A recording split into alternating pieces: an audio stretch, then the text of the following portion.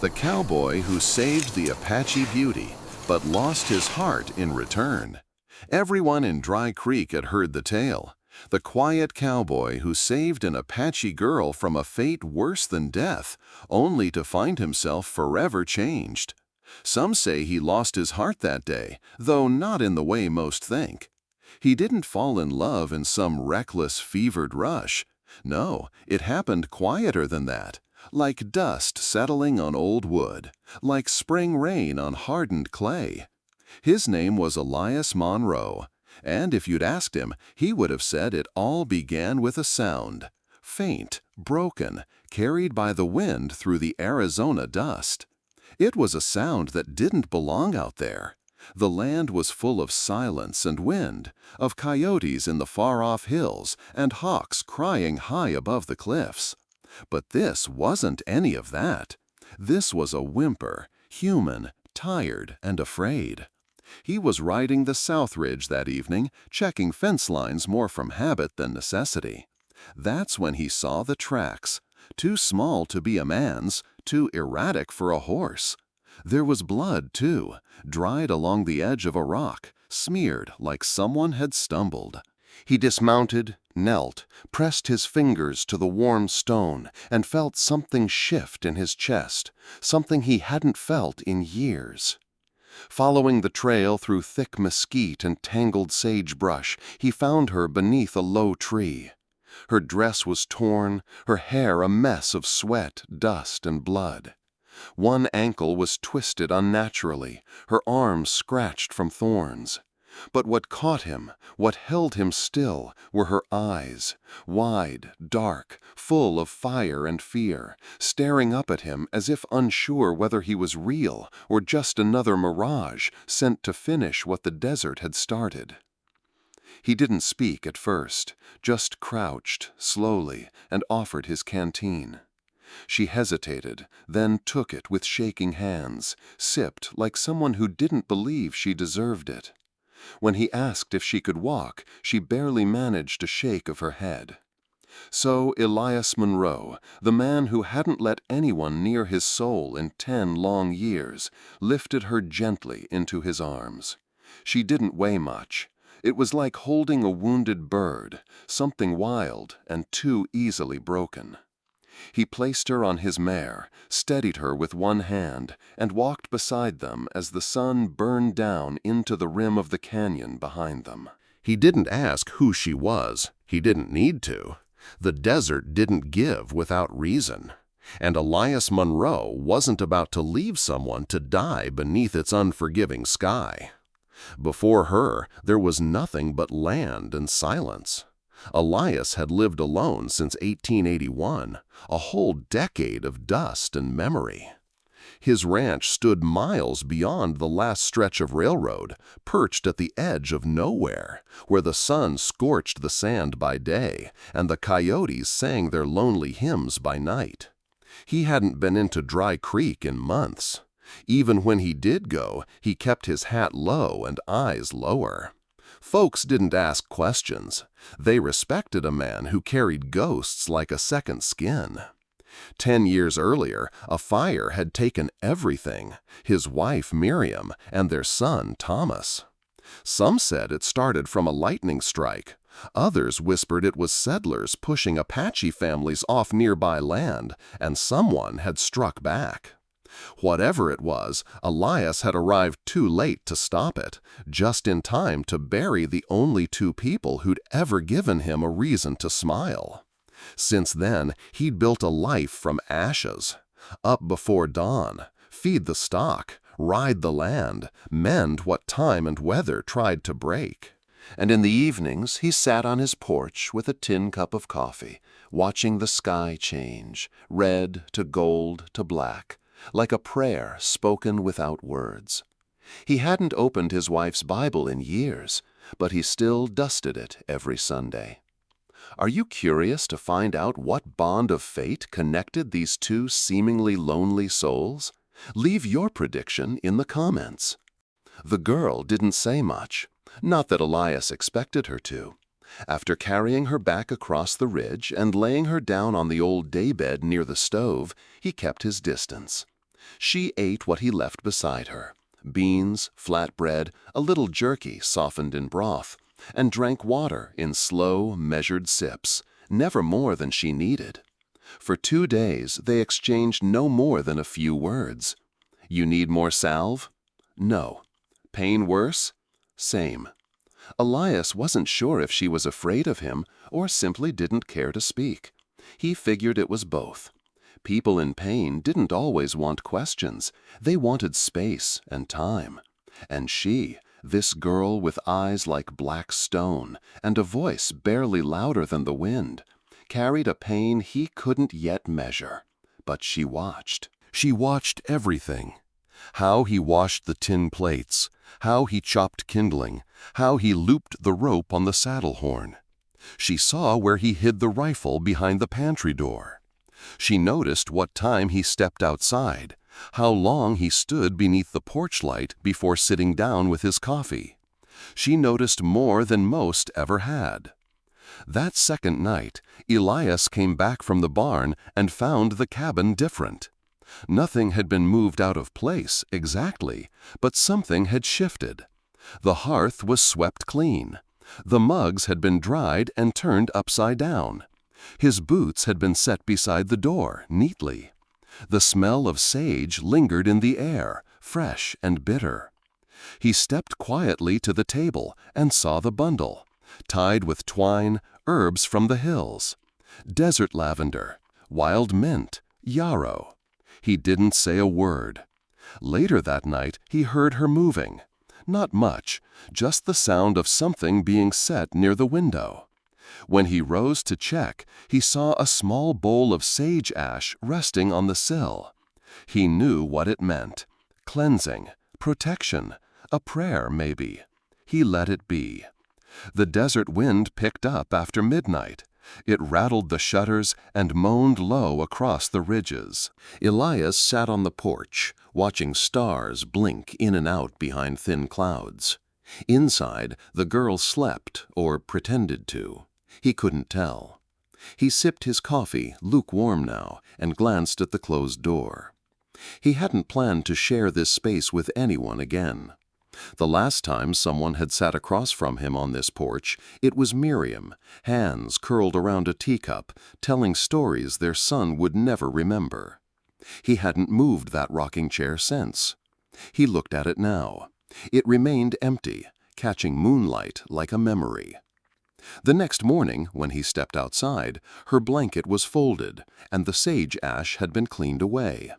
But the smell still lingered, and Elias didn't mind. She was quiet, but not rude, wounded, but not broken.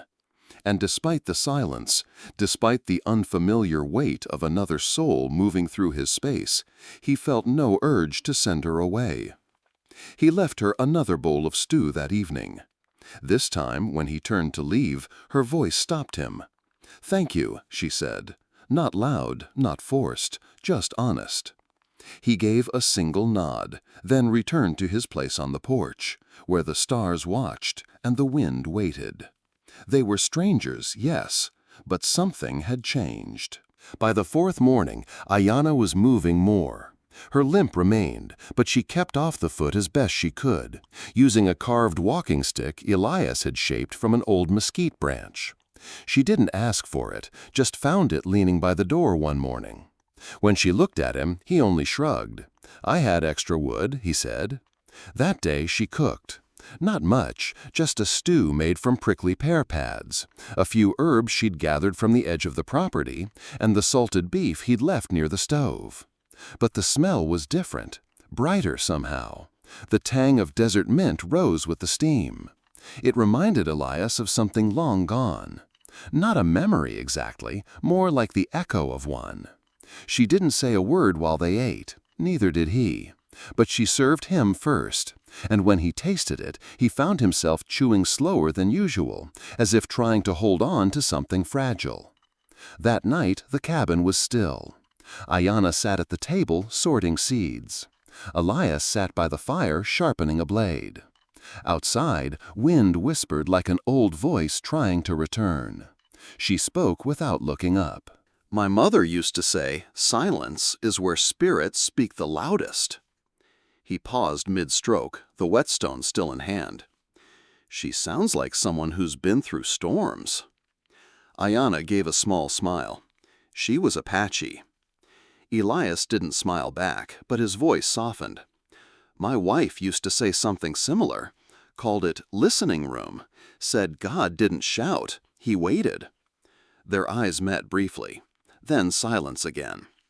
In the mornings, Aiyana began tidying the cabin. She rearranged jars of herbs, restitched an old curtain torn from the wind, and placed a string of dried lavender above the window. Elias noticed everything, but didn't stop her. When he returned from the barn one afternoon, he saw her adjusting the corner of the hearth, a stone slightly out of place. It was the same corner where Miriam once kept her iron kettle, the one Elias had buried after the fire. Aiyana's hand hovered there a moment longer than needed. She looked up to find him watching. I didn't mean, she started, but he held up a hand. It's all right, he said quietly. You didn't know.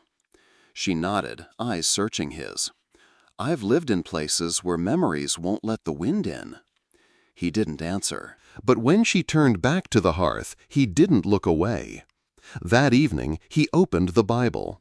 Not far, just enough to slide a finger between two worn pages. It opened on its own, like the book remembered what had once been needed. His eyes scanned familiar words. Be not overcome of evil, but overcome evil with good. Romans 12:21.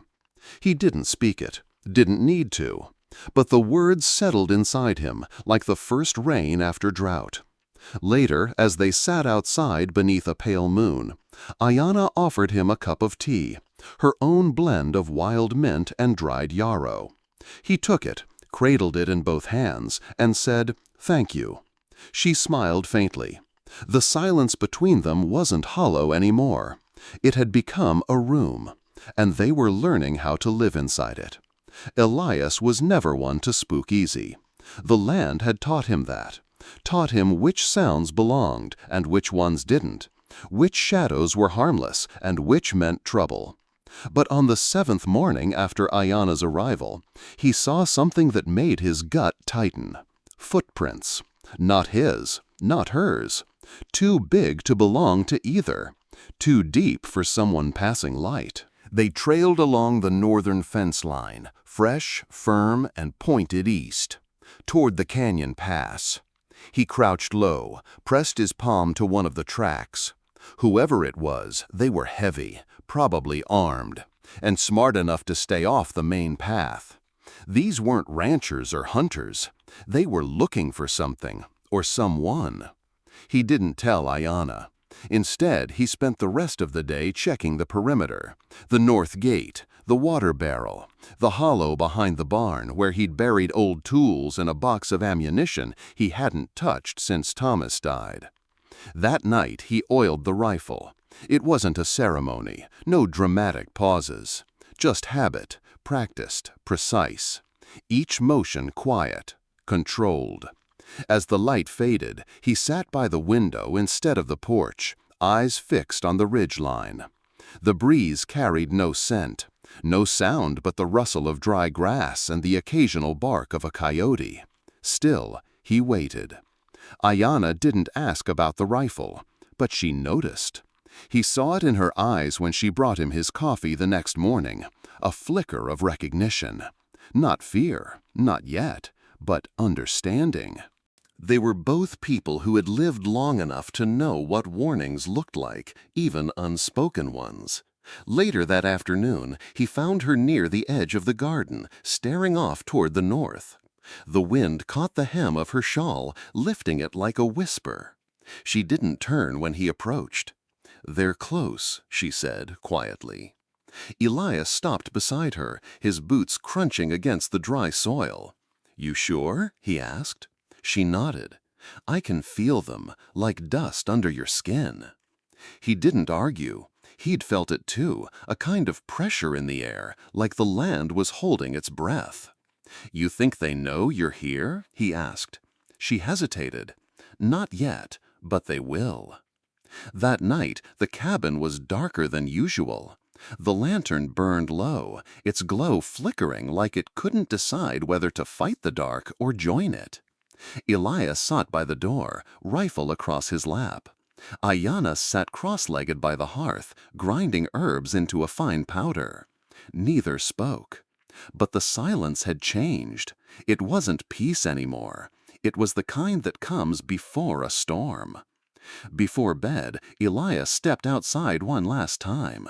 The stars were clear, scattered across the sky like salt spilled on black stone. He scanned the horizon, jaw tight. He thought of Miriam, of Thomas, of what he'd already lost, and what he might lose again. He whispered a prayer, not loud, not even fully formed, just a thought flung upward.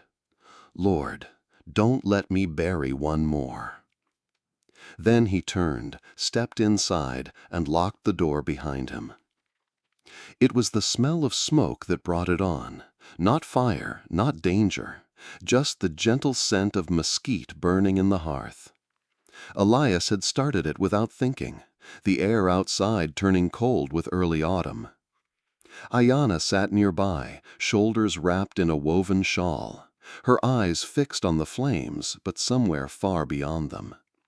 He watched her for a moment, then turned away, setting 2 tin mugs on the table. Hot tea steeped with wild mint and dried berries she'd gathered days ago. When he sat down, she spoke. They came at night, she said. There wasn't even a warning bark from the dogs, just boots and shouting. Elias didn't interrupt. I was in the far tent. My sister's baby had a fever, so she stayed behind while I went to the river. When I came back, her voice caught. They were already loading people onto wagons. Not soldiers, hired men. Paid in coin, not loyalty. She reached into her shawl and pulled out a thin strip of cloth, torn, frayed at the edge, stained with something too dark to be old dirt. She set it on the table between them. This was my sister's. I found it by the fire pit. Elias looked at the cloth, then back at her face. Her expression didn't break, not yet, but the lines around her mouth were tight, her hands too still. They called us wards, property of the government, said relocation was for our own good. She gave a bitter smile. Funny how kindness always rides in with rifles. The wind outside shifted, tapping against the cabin walls like a reminder. Elias leaned back in his chair, fingers brushing the rim of the mug. I figured they were looking for someone, he said, didn't want to push. Aiyana shook her head. You didn't need to. This place? She glanced around. It's not loud, but it listens. He looked down, then nodded once. I buried my boy 10 years ago. Wife, too. Same fire. He tapped the table lightly, once. Sometimes silence is the only thing that don't lie. They sat like that for a while. Words between them now, but not heavy, just enough. Finally, she reached over and touched the cloth, then folded it slowly. I ran, hid in dry creek beds, moved at night, ate roots and drank mud water. She glanced at him. I would have died out there. Elias met her gaze. But you didn't. No, she said, because you found me. He said nothing for a moment, then quietly, maybe it was the Lord who found you. I just happened to be in the way. Later that night, Aiyana lit a small bundle of sage and let it smolder in the corner of the room. The smoke curled up toward the rafters, slow and sweet, like breath exhaled after too many years held in. Elias didn't stop her. He watched the smoke rise, eyes soft, memory deep. Something in the room felt lighter. Outside, the stars burned, and for the first time in a long while, the weight of the past didn't press so hard on the chest of the present.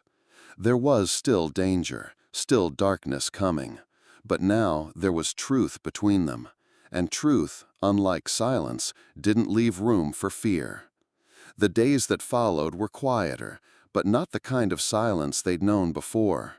This quiet was different. It carried weight, but not heaviness. Like soil after a long drought, ready again for seed. Aiyana moved through the cabin with more ease now.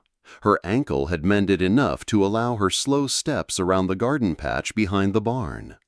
She began planting things: desert herbs, wild onions, brittle brush. Nothing fancy, nothing quick, but it was life, growing where fire once scorched. Elias helped when she let him. He built a new fence around the patch, not because she asked, but because she bent to the dirt with such quiet reverence he felt the need to protect it. She taught him about the plants as she worked. What to boil for headaches, what to chew when your heart felt restless, what to burn when the dead needed to be reminded they weren't forgotten. He listened, and in return he taught her how to mend saddle straps and repair a warped gate hinge, how to reload shells, check traps, and ride without bruising your knees. One evening they sat side by side on the porch. No words passed between them, but there was a warmth that hadn't been there before, not from the sun, but from nearness. Aiyana sipped her tea. Elias stared at the horizon, red-orange light bleeding into blue. "After a long stretch of stillness," she spoke, "do you ever wish it had gone differently?" He didn't answer right away. "I used to," he said. "Every day, every minute." A pause.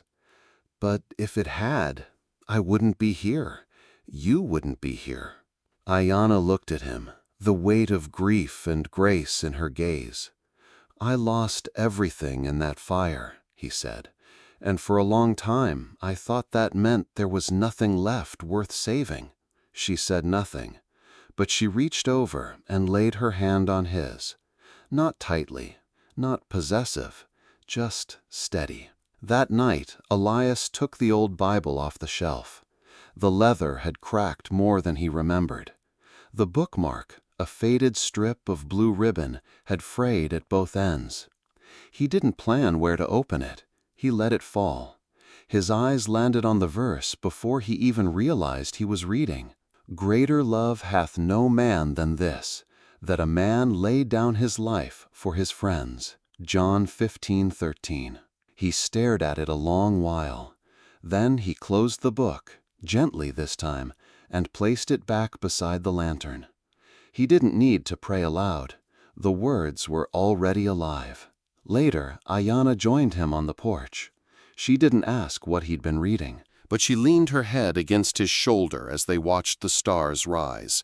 He didn't move, didn't need to, because somewhere between silence and sage, between old grief and new planting, they'd begun to grow something neither of them thought they ever would again. The wind changed before the danger arrived. It came sharper, carrying grit and a strange weight, the kind that made birds scatter early and coyotes fall silent. Elias noticed it while feeding the horses. The air had shifted, not in temperature, but in tone. He glanced toward the northern ridge, where the dust seemed to rise in an unnatural line, too straight, too deliberate. Riders. He said nothing to Aiyana at first, just returned to the house, pulled the rifle from behind the pantry door, and laid it across the table. When she came in and saw it, she didn't flinch. "They're coming, aren't they?" she asked. Elias nodded. She didn't cry, she didn't curse. She simply wrapped her shawl tighter around her shoulders and looked out the window. "I knew it wouldn't last," she whispered.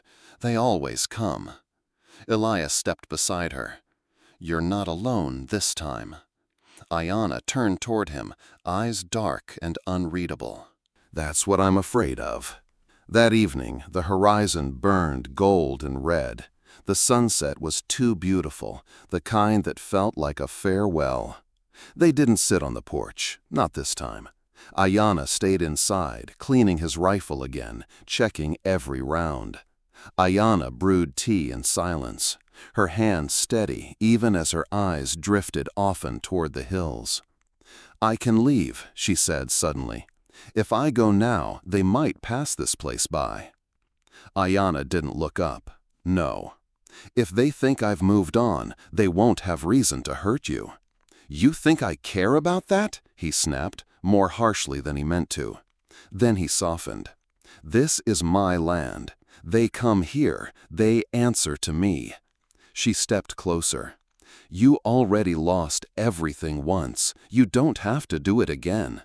He turned then, really turned, and looked at her. "You brought life back to this place, and to me. You think I'm going to let them take that?" Outside, the wind howled louder.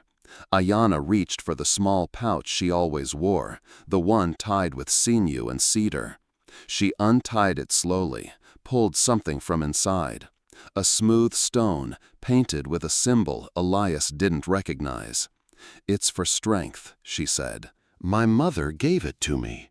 She pressed it into his palm. "You're going to need it." Elias didn't argue. They didn't speak of love. But as night fell and the stars blinked awake, they sat side by side at the window, hands just barely touching. In the distance, a wolf howled. Then came the sound of hooves, still far, but closer now. Aiyana whispered as if to herself, "If I leave, I save him. If I stay, I ask him to risk it all." Elias didn't hear her words, but he felt them in her stillness. And when she turned to look at him, he met her gaze with something quiet and fierce. "This land already buried too much," he said. "I'm not adding you to it." She didn't smile, but her eyes said what her lips didn't. She would stay, and so would he. Outside, the desert waited. Inside, the last light of the lantern flickered. The storm hadn't arrived yet, but the warning was in the wind. Can you feel the subtle change in Elias's home? Don't forget to like and subscribe to make sure you don't miss the next developments in this moving love story. The wind came first, dry and restless, kicking up loose sand in uneasy spirals across the canyon floor. Then came the riders.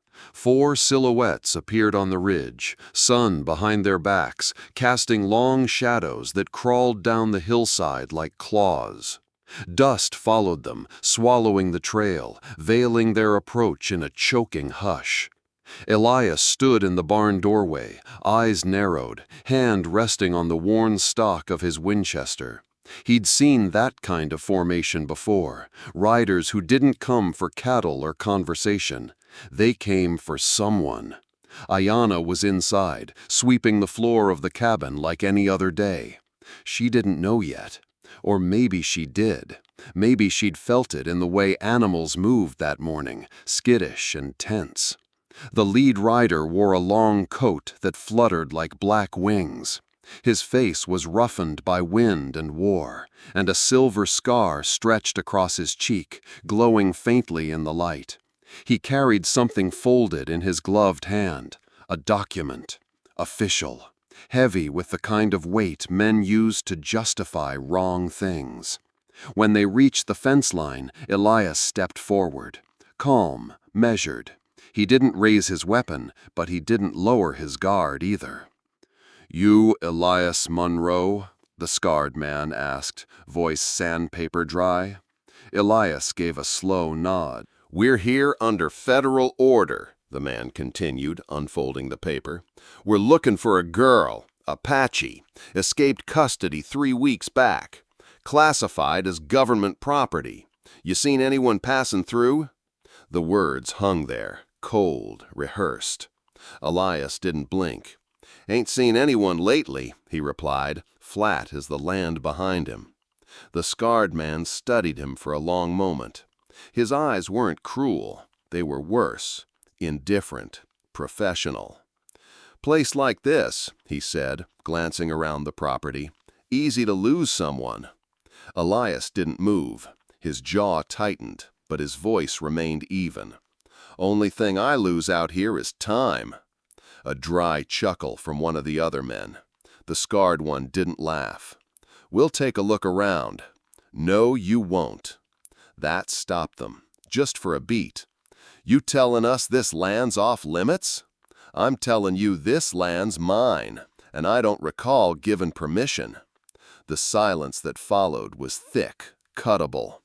Somewhere behind him, Elias thought he heard the creak of a floorboard. Aiyana, maybe. He didn't turn. He just stood there, between them and her. And for the first time in a long while, he wasn't afraid. The silence between them stretched long and dry, like the canyon floor at noon. One of the riders shifted in his saddle, a twitch of impatience. The scarred leader didn't blink.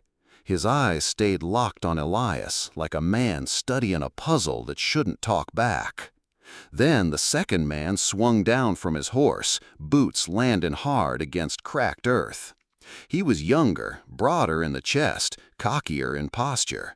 His hand brushed his holster, not a threat, not yet, a suggestion. "We ain't here to cause trouble, Monroe," he said, taking a step forward. "We just want the girl. Could be this all ends quiet." Elias didn't respond. He stepped slightly to his right, blocking the narrow path toward the cabin door. One hand stayed near his sidearm. The other hovered near the rifle still leaning by the porch post. Another step from the man. Then, crack! The shot rang out sharp and clean, striking the dirt inches from the rider's boot. The man jumped back, cursing. Dust lifted, hanging in the air like judgment. "I wouldn't take another step," Elias said, voice low but steady. "Next one finds your bones." The younger man raised his hand slightly, not in surrender, but in pause. The scarred leader still hadn't moved. His expression didn't change. "You serious about this?" the leader asked, voice like gravel. Before Elias could answer, the cabin door creaked behind him. He didn't have to turn. He knew it was her. Aiyana stepped forward, her steps uneven but unshaken. A shawl covered her shoulders, and the desert wind pulled strands of black hair loose from her braid. Dust clung to her bare feet. Her eyes were calm. "I'll go," she said quietly. "Just leave him alone." Elias turned now, slowly. "No." Her gaze didn't waver. "They'll keep coming. You can't stop them all. I can stop these." Her voice was soft but firm. "You shouldn't have to." Elias looked at her, truly looked, for the first time not as someone he needed to protect, but as someone who was standing beside him, not behind. She was willing to walk back into a nightmare to keep him free. And in that moment, something shifted in Elias. Not fear, not duty, conviction. He turned back to the riders. The rifle was in his hand now, not aimed, but ready. "She's not yours to take," he said. "Not today." The desert shifted. It began with a distant roar, like thunder with no lightning. The men didn't notice at first, too focused on the standoff unfolding before them. But Elias heard it, felt it. The wind was turning. He glanced past the riders toward the horizon. The dust was rising. The younger mercenary was still brushing dirt from his coat when he muttered, "We ain't got time for this." "We've got time," the scarred leader replied, not taking his eyes off Elias. "He'll fold." That's when the wind hit.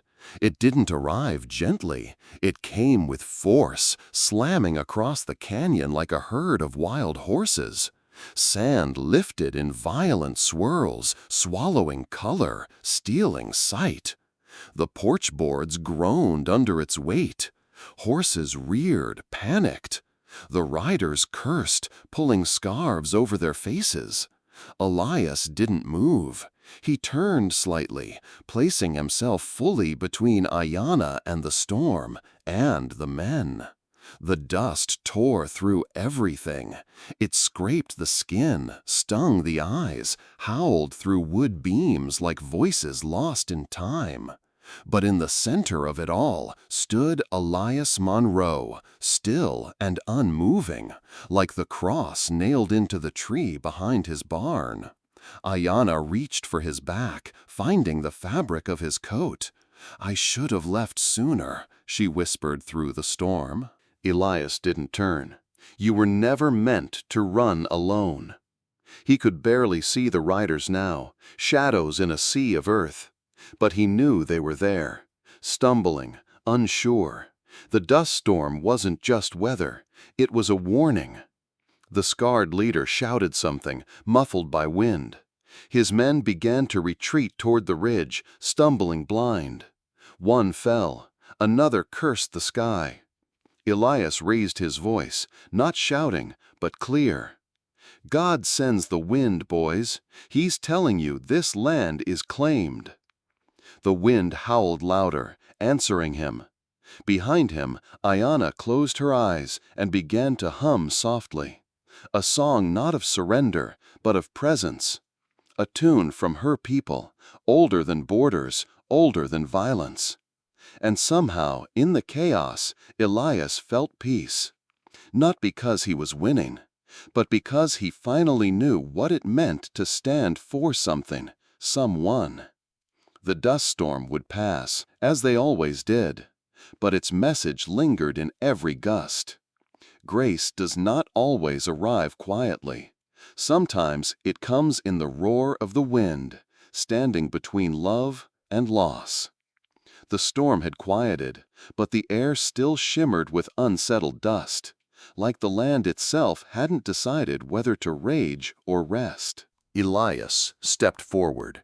His boots sank into the sand, steady as his voice. "She's under my protection," he said, loud enough for even the horses to still. "You'll have to go through me first." The words didn't echo. They hung, heavy and final. The scarred leader narrowed his eyes. A trickle of dried blood ran from a scratch on his cheek, the only proof that he was human and not carved from stone. He looked past Elias to where Aiyana stood behind him, hair wild, eyes unwavering. "You're willing to die for her?" he asked, voice not mocking, but almost curious. "No," Elias said simply. "I'm willing to live for her." A silence followed. Not the kind that comes from fear, but the kind that settles when truth is spoken. Even the wind seemed to listen. Aiyana took a step closer, her hand brushing the hem of Elias's coat. He continued, softer now. "Blessed are the merciful, for they shall obtain mercy." Matthew 5:7. The words came not like a sermon, but like a truth rediscovered. A truth he'd once read beside his wife. A verse he hadn't believed in for years. But now it lived in him. The scarred man shifted in his saddle. "She's marked property," he muttered. "You interfere with this, you'll have more than dust to answer to." Elias didn't flinch. Then let it come. He wasn't bluffing. His rifle hung loosely in his left hand, not raised, not pointed, but his stance said everything. He would not move, not this time, not again. One of the other men coughed, more from nerves than dust. Another pulled at his reins, uneasy. This wasn't the job they'd signed up for. They were trackers, not martyrs. "Boss," one muttered, "it's not worth it." The scarred man stared a moment longer, then hissed through his teeth, "Fine." He turned his horse. "We're not done," he warned, but it came out weak, empty. Elias didn't answer. He watched them ride away, disappearing into the same dust that had once covered the grave of his past. Only this time he was still standing, and someone stood beside him. The sound of hooves faded slowly, not in triumph, not in anger, but in shame. The riders disappeared into the dust they had stirred, leaving behind only trampled earth and a silence that seemed almost reverent. Aiyana's hand slipped into Elias's, not clutching, just resting there, as if to say, "We're still here." He exhaled slowly, shoulders sinking under the weight of what had nearly happened and what had not. "I didn't think they'd back down," she whispered. "I didn't think I'd stand," he replied. They looked at each other and for a long moment said nothing more. No words could match what had been risked or saved. Then, slowly, Aiyana stepped forward. She reached down, touched the bullet casing lying in the sand, still warm from the sun. She turned it in her fingers like a relic. "I've been running since I was 15, she said. "Everywhere I stopped, someone said I didn't belong." Elias looked out over the ridge where the men had vanished. "You belong here." Back at the cabin, the light was softer now. The storm had scoured the air clean. The porch, the roof, even the corral glowed under the setting sun, as if the land itself had breathed again. Elias leaned his rifle gently against the doorframe. He wasn't just protecting a place anymore. He was building one. Inside, Aiyana filled a kettle. Her movements were slow, but not from fear, from peace. Elias watched her, then stepped to the hearth.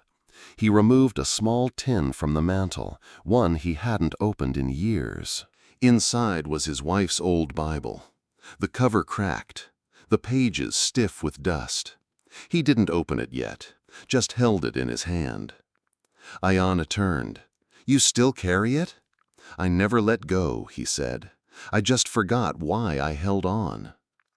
Her eyes shone, not with tears, but with something deeper, something called trust. That night they sat on the porch again. No storm, no riders, just the wind moving gently through sagebrush and the chirping of night insects. Elias didn't speak of the future.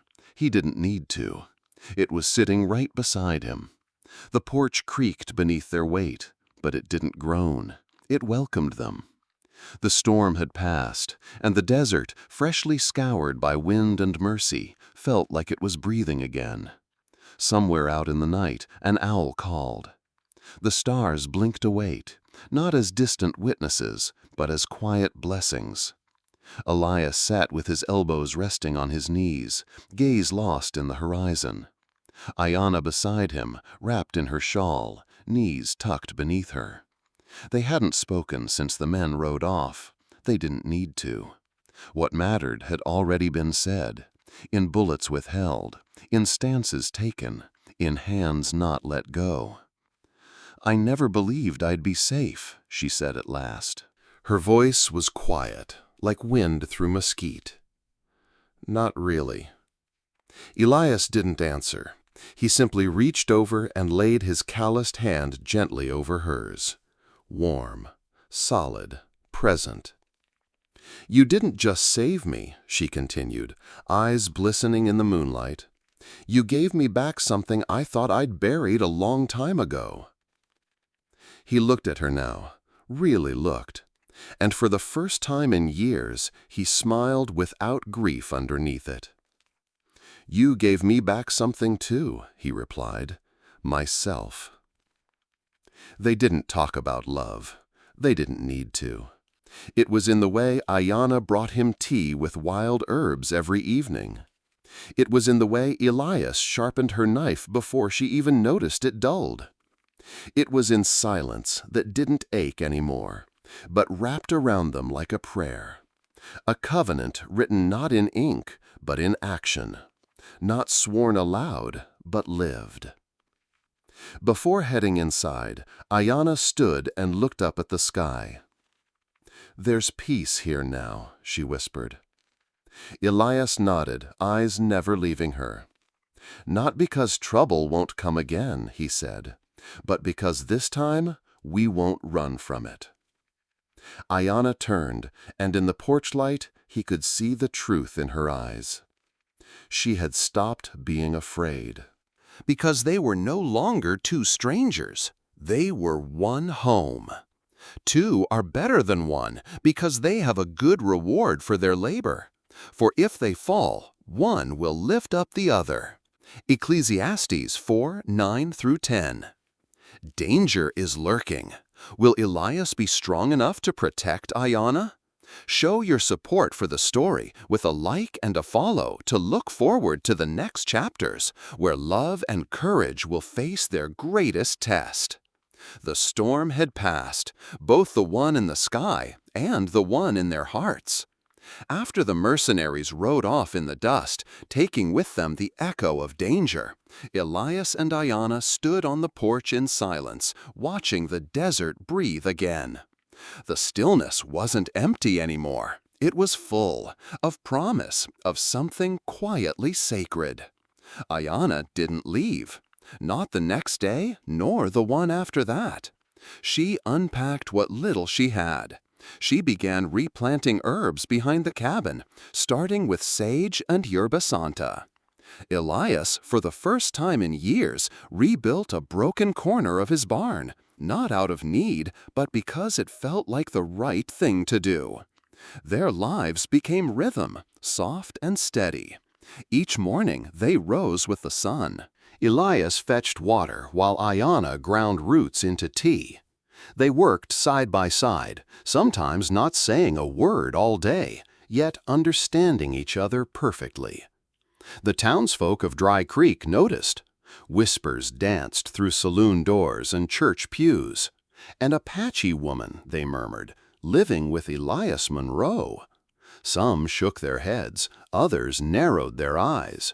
But no one came knocking, not after what happened, not after word spread of what Elias had done, standing alone, gun in hand, facing down government men like a canyon wall.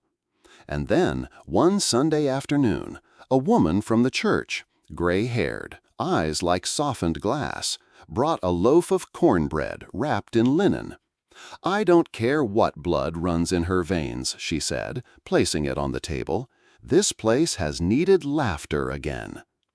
Aiyana smiled. Elias didn't speak, but he bowed his head slightly, something close to gratitude, or maybe reverence.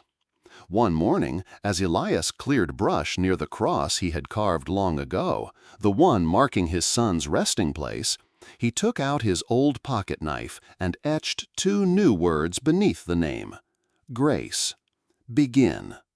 He didn't explain them, didn't need to. But that evening, he caught Aiyana looking at the fresh carvings with moist eyes, her hand resting gently on the wood. In the weeks that followed, children, both white and Apache, wandered near the ranch fence, drawn by the stories, by the smell of roasting mesquite, or perhaps by something unseen. Elias let one of the braver boys sit atop his old mare. He didn't smile much, but he didn't need to. The boy's laughter was enough. Faith returned not in thunder, but in whispers. Elias never went back to church, but every morning he opened the weathered Bible his wife once held, sometimes just touching it, sometimes reading a single verse. Aiyana, meanwhile, burned sage each evening, not to banish spirits, but to honor the breath between days. They didn't speak of love, but it was there, in the way she handed him a cup without asking how his shoulder ached, in the way he saved the last ripe fig from their tiny tree for her, in the way silence no longer meant sorrow. She never asked him what he lost. He never asked her what she feared. They simply shared the same sunrise. And that was enough. By late autumn, the desert had softened. The cruel heat retreated, replaced by a golden hush. The evenings came earlier now, casting long, slanted light across the porch, where Elias and Aiyana often sat without speaking, their hands brushing, then resting side by side. One evening, as dusk settled like a warm shawl, Elias took out his carving knife again, this time not for the grave post, but for the beam above their front door. His hands were slower these days, but still steady. Aiyana watched from the steps, her hands tucked into her sleeves, eyes quiet and knowing. When he finished, he stepped back. There, above the entryway, were the words, "Blessed are the merciful, for they shall obtain mercy." Matthew 5:7. Aiyana reached up and traced the letters with her fingers. Then she leaned into him, resting her head against his chest.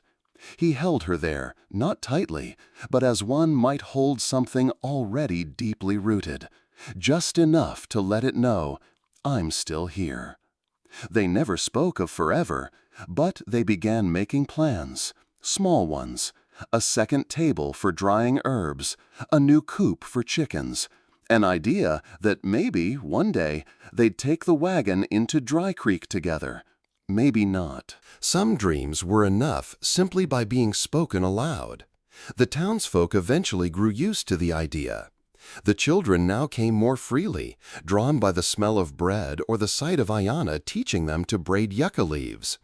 Some women from town, cautious at first, began asking her about teas for sleep, for fevers, for grief. Elias built a bench under the cottonwood tree. People started calling it the place of quiet talks. And one evening, as the moon rose over the silver desert, a traveling preacher stopped by. He stayed for supper. Afterward, he asked Elias why he never came back to church. Elias looked at Aiyana, then at the porch, the land, the stars above. "I never left it," he said. "I just brought it home." When winter came, the nights grew sharper, but the cabin stayed warm. Not just from the firewood Aiyana chopped beside him, but from something else, something sacred. Elias still woke sometimes from old dreams, fire, screams, ash. But now a hand always found his, not to hush, but to remind, this is not that time. They grew older. Life settled like dust on a quiet trail, slow, sure, and faithful. One spring morning, Elias woke to birdsong louder than usual. He rose, stepped outside, and saw the desert blooming, more than he'd ever seen. Wildflowers in reds and blues, stubborn and radiant. He stood there, breath caught. Aiyana joined him, her shawl slipping down her shoulder. "The desert remembers," she whispered, and he believed her. And now these three remain, faith, hope, and love. But the greatest of these is love. 1 Corinthians 13:13. They never wrote their story. They never had to. It lived, in the herbs by the window, in the laughter beneath the cottonwood, in the way Aiyana's steps no longer ran from anything. And so they lived, not loudly, not with fanfare, but with grace and mercy and a love that didn't ask to be proven, only shared. If this story stirred something deep in you, a longing, a memory, a quiet hope, then ride with us. Subscribe our Western Love Stories series, where every tale is a dusty hymn to love lost, love found, and the grace that lives between.